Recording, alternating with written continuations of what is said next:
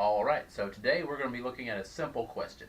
For those of you who own a Katana, specifically the 100 watt, I think the combo or the head have the same options.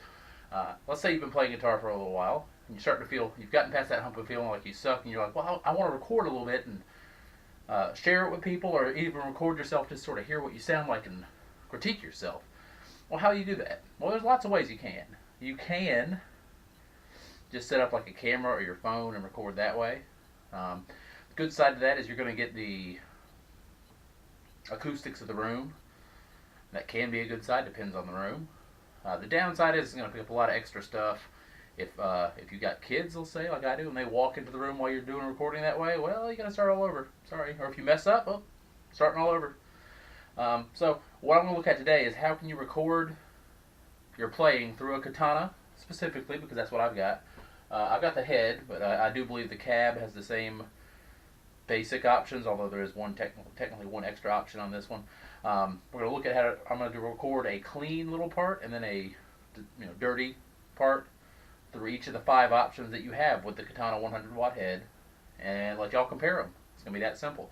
The 5 options real quick, just in case you're wondering.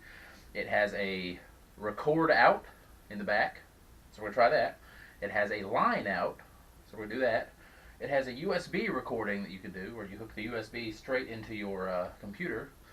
And then I have an external cab, a Marshall 412, we're going to do that. And then it has the internal speaker in the head, if you don't have a cab connected. So I'm going to do all 5 of those, clean and dirty, and we'll let you compare them, put them back to back, that sort of thing, see how they sound, see what you think.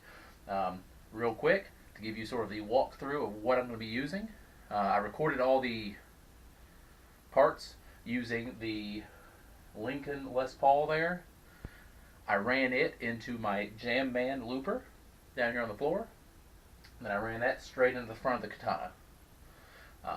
Now then, for the for everything but the USB recording mode, I actually used my PV6 little mixer board run into Reaper.